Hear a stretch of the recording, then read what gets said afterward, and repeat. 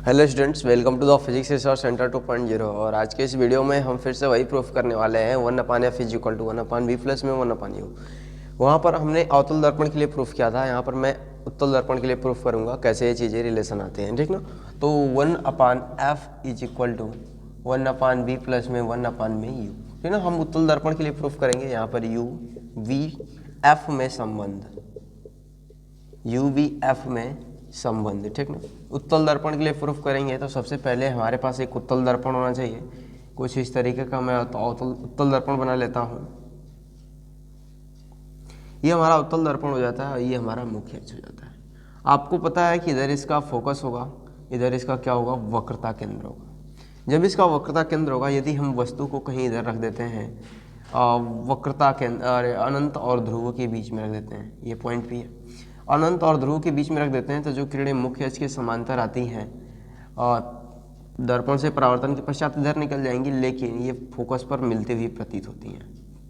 दूसरी जो किरण होती है जो सीधे वक्रता केंद्र को जाती है, लेकिन ये यहीं से वापस हो जाती है, लेकिन जाती हुई प्रतीत कहाँ पर होती है, इसके वक्रता केंद्र को जाती हुई प्रतीत होती है।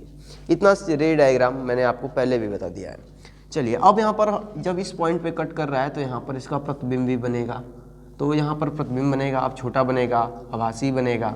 यहाँ पर मान लेते हैं वस्तु जो है ए और बी है, यहाँ वस्तु ए बी, यहाँ पर क्या होगा, तब ए डैश होगा, बी डैश होगा।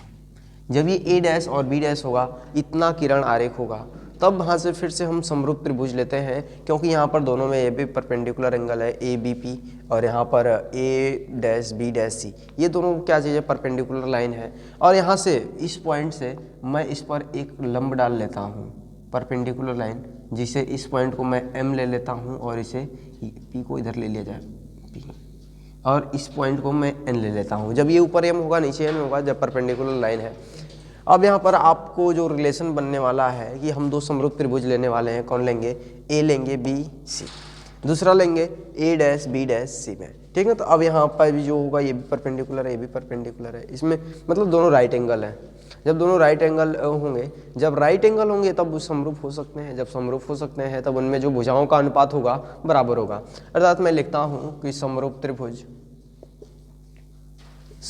त्रिभुज ए बी सी व त्रिभुज ए डैश बी डैश सी में, ए डैश बी डैश सी में, ए बी सी व ए डैश बी डैश सी में, जब इन दोनों में लेंगे तब यहाँ पे जो भुजा का अनुपात होगा ए बी बटा में ए डैश बी डैश।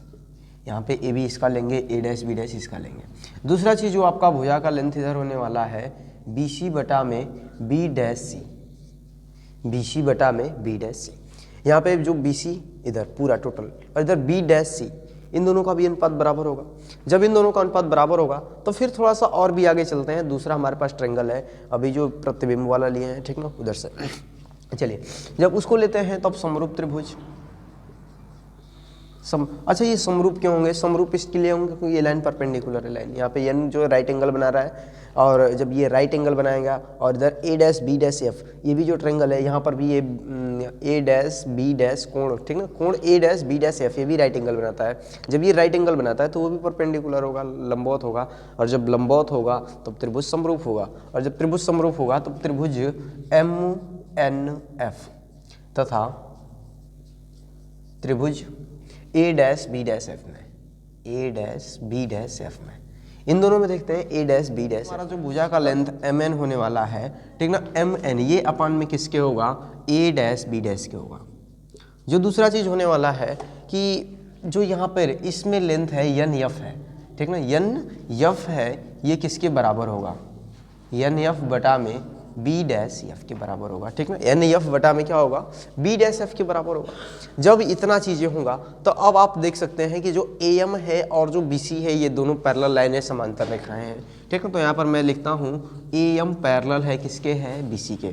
जब ए एम बी सी के पैरेलल है तो यहाँ पर इन दोनों के बीच कहीं भी, यहाँ पर देखें, यहाँ पर देखें या फिर यहाँ पर देखें, इनके बीच में जो दूरी है वो क्या होगी, इक्वल होगी। अर्थात जो एम एन होगा ए बी के बराबर होगा। और जब एम एन ए बी के बराबर होगा तो एम एन के जगह हम लिख देते हैं ए बी बटा में ए डैश बी डैश, और इधर एन एफ और बटा में बी डैश एफ लिखते हैं, या एम बटा में क्या लिखते हैं, बी डैश एफ लिखते हैं।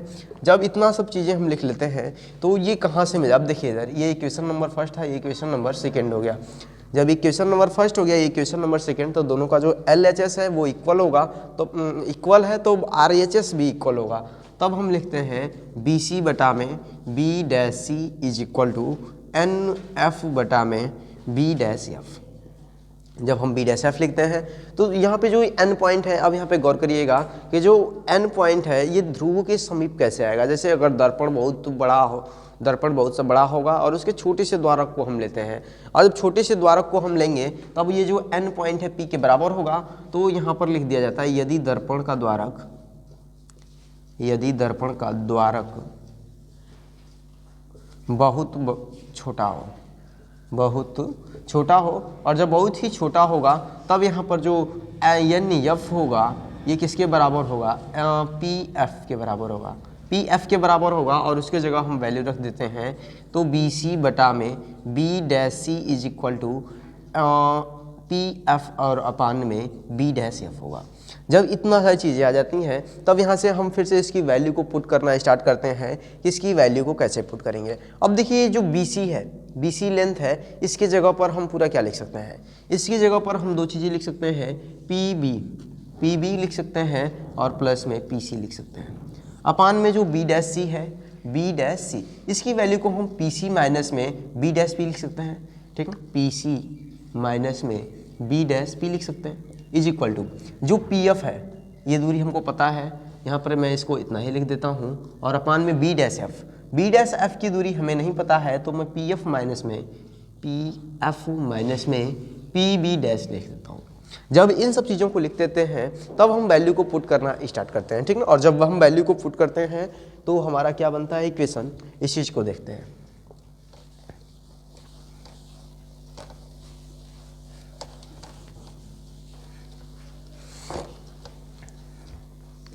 नाउ अब देखिए यहाँ पर कि जो हमारी वैल्यूज होने वाली है वो कैसे होगी। ये दर्पण का ध्रुव है, अब इस ध्रुव को फिर से हम एक्सिस पर रखते हैं, ये एक्स एक्सिस हो गया, वे वाई एक्सिस, और यहाँ पर ये वाई डैश होगा और यहाँ पर ये एक्स डैश होगा। तो इधर की जो दूरी होती थी ऋणात्मक होती थी, अब यहाँ पर हम उत्तल दर्पण को इस तरीके से रखते हैं तो जो इधर की दूरी होगी ये धनात्मक एक्स अक्ष की तरफ है, ऊपर है, तो ये प्लस होगी, इधर जो होगी माइनस होगी। तब यहाँ पर जब उत्तल दर्पण की बात करेंगे तो जो वस्तु है ये दर्पण के इस ऋणात्मक एक्स अक्ष की तरफ है, तो जो u का मान होगा वो क्या होगा, नेगेटिव होगा।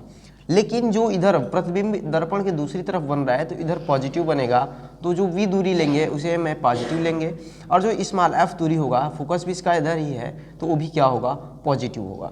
और जब हम इन सब चीज़ों को लिखते हैं तो अब यहाँ पर देख सकते AB से लेकर इस ध्रुव P के बीच की जो दूरी है ये हमारी u डिस्टेंस होगी।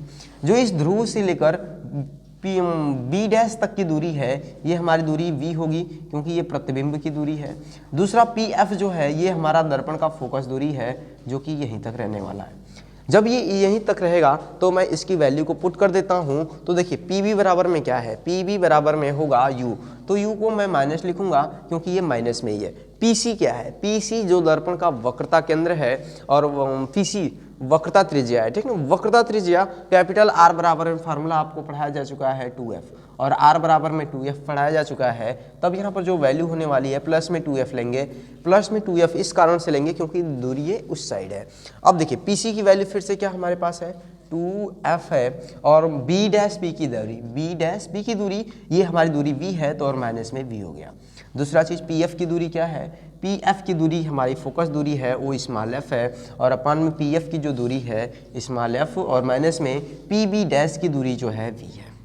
अब हम इन दोनों का क्रॉस मल्टीप्लिकेशन करा लेते हैं। जब इसका क्रॉस मल्टीप्लिकेशन कराएंगे तो ये माइनस में fu होगा, प्लस में 2f स्क्वायर होगा, माइनस प्लस में uv होगा, और माइनस में 2fv होगा। जब हम इसका क्रॉस मल्टीप्लिकेशन कराते हैं तो ये 2f स्क्वायर होगा और माइनस में fv होगा। 2f² से 2f² बाय बाय घरे, तब यहाँ पे 2f² से 2f² कट जाता है और ये 2fv को हम उस साइड भेज देते हैं, ठीक ना, और इसको भी उस साइड भेज देते हैं, तो इधर केवल uv बचता है और इधर जो हो जाएगा कितना हो जाएगा, माइनस में fv प्लस में 2fv प्लस में fu बच जाता है। और इसे जब सब्ट्रैक्ट कर देते हैं तो ये fv बचता है प्लस में fu बचता है, इधर uv बच जाता है। दोनों पक्षों में uvf से भाग दे दीजिए तो uv बटा में uvf हो जाएगा और इधर fv बटा में uvf हो जाएगा, प्लस में इधर fu बटा में uvf हो जाएगा। अब यहाँ पे जो चीज़ें कट रही हैं, fu से fu कट रहा है, fv से fv कट गया, uv से uv कट गया, तो 1/f इधर बच जाता है, इधर 1/u प्लस में 1/v बच जाता है, जो कि ये हमारा अभिष्ट रिलेशन, अभिष्ट संबंध आया। तो आई होप कि आपको ये चीज़ समझ में आ गया होगा। मिलते हैं किसी नेक्स्ट वीडियो में। जय हिंद।